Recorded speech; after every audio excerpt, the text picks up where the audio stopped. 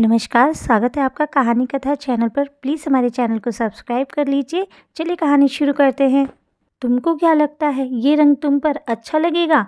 एक तो रंग भी काला, ऊपर से काली साड़ी। उफ, कौन समझाए इसे? उषा जी ने सर पर हाथ मारते हुए रति को कहा। काली साड़ी में लिपटी सलोनी सी रति ये सुनकर शर्मसार हो गई। चुपचाप अपने कमरे में वापस आ गई। साड़ी बदल ली? ये देख ऑफिस के लिए तैयार रमित ने पूछा, साड़ी क्यों बदल ली? मुझे अच्छी नहीं लग रही थी। अब से मैं हल्के रंग की साड़ी पहना करूंगी। रमित समझ गया। आज फिर रति को माँ की प्रताड़ना का शिकार होना पड़ा। वो गुस्से से बाहर निकलने लगा तो रति ने उसका हाथ पकड़ लिया। आंसू भरी आंखों से रमित को बोली, माँ जी, या किसी और का कोई दोष नहीं। मेरा रंग कम है, ये सच है। इसको स्वीकार तो करना ही है। फिर उन्होंने गलत नहीं कहा था। मुझे खुद ही काले होकर काली साड़ी नहीं पहननी चाहिए। रति जानती थी रमित बाहर निकला तो घर की शांति भंग हो जाएगी। तुरंत बोली, रमित जल्दी चलो, आज मेरी एक ज़रूरी मीटिंग भी है। हाँ, चल रहा हूँ, पर तुम अपनी काली साड़ी वापस पहनोगी तभी चलूँगा। रति फिर काली साड़ी पहन कर आ गई। रमित के संग जल्दी कर वो उसको गुस्सा करने का मौका नहीं देना चाह रही थी। अब रति करे भी तो क्या? काला रंग उसको और रमित को बहुत पसंद है। रमित ने तो कॉलेज के फेयरवेल समारोह में उसे सितारों वाली काली साड़ी में गीत गाते देखकर ही अपना दिल हारा था। रति के सुरीले कंठ ने समा बांध दिया था। तभी रमित ने सोच लिया था, इसे अपना जीवन साथी ज़रूर बनाऊंगा। रति का बस रंग ही काला था। नाक नक्श बहुत तीखे थे। उस पर होठों की मुस्कान और गालों पे पड़ते गहरे डिंपल सबको बहुत आकर्षित करते। उसके मधुर व्यवहार के तो बहुत लोग कायल हैं। रति और रमित का प्रेम विवाह है। रमित के घर में सबका रंग साफ था। इसीलिए जब रमित ने सांवली सलोनी रति को पसंद किया तो घर में भरपूर विरोध हुआ। पर रमित की जिद ने उनको रति को बहू बनाने को मजबूर कर दिया।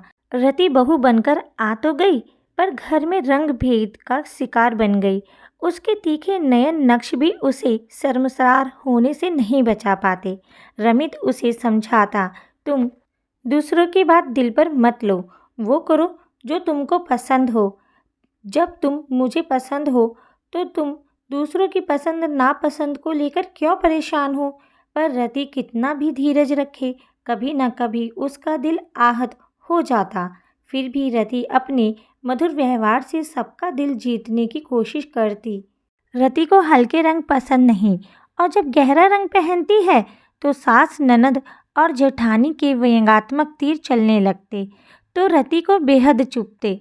भगवान ने उसे काला रंग दिया तो उसमें उसका क्या कसूर है? पर ये बात सास, ननद या जेठानी को कौन समझाए? घर में रमित के अलावा ससुर जी रमाकांत का दिल रति ने अपने मधुर व्यवहार से जीता है। वही अक्सर सबके व्यंग से उसे बचाते हैं। शाम को जब रति और रमित घर पहुंचे तो बैठक में गहन मंत्रणा चल रही थी। पता चला ससुर जी को बिजनेस में बड़ा घाटा हुआ।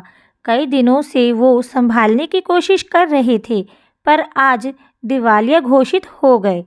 अब तक ऐशो आराम से जिंदगी बसर करने वाले लोग किनारा काटने लगे। ननद जो अक्सर मायके आती थी अब आना कम कर दी।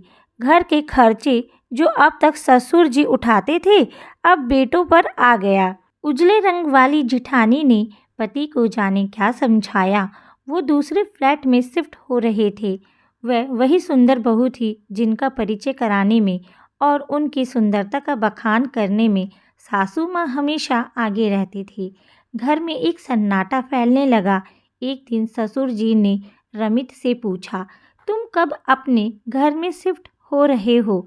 रमित के बोलने से पहले आवाज़ आई, पापा, हम अपने घर में रहते हैं।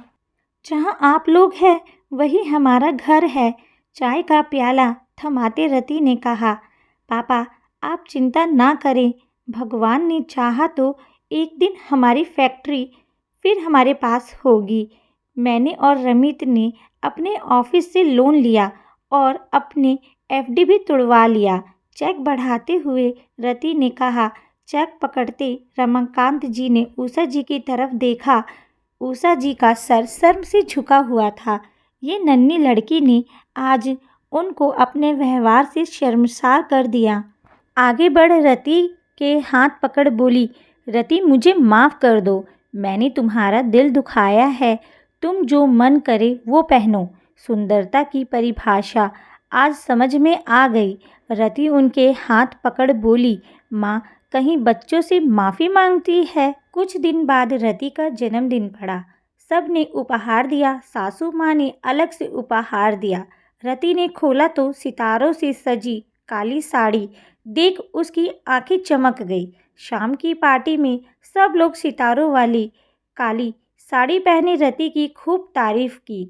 सासू माँ ने नज़र उतारने के लिए कानों के पीछे काला टीका लगा दिया। रमित की आंखों में शरारत देख रति शर्मा गई। मन ही मन तय कर लिया, अब रंग को लेकर शर्मसार नहीं होगी। दोस्तों, स्त्री का जीवन सरल नहीं होता। कदम कदम पर शर्मसार होना पड़ता है। कभी रंग को लेकर, कभी बच्चे ना हो तो भले ही पति में कमी हो, पर सब पत्नी को ही बांझ शब्द से नवाजते हैं। तो कभी संतान की वजह से, तो कभी पैसों की दिक्कत से। जीवन में स्त्री और गलती एक दूसरे का पर्याय है। आपको ये कहानी कैसी लगी? प्लीज़ कमेंट में ज़रूर बताइएगा। चैनल को सब्सक्राइब करिएगा, वीडियो को लाइक करिएगा, शेयर ज़रूर करिएगा। कहानी सुनने के लिए धन्यवाद।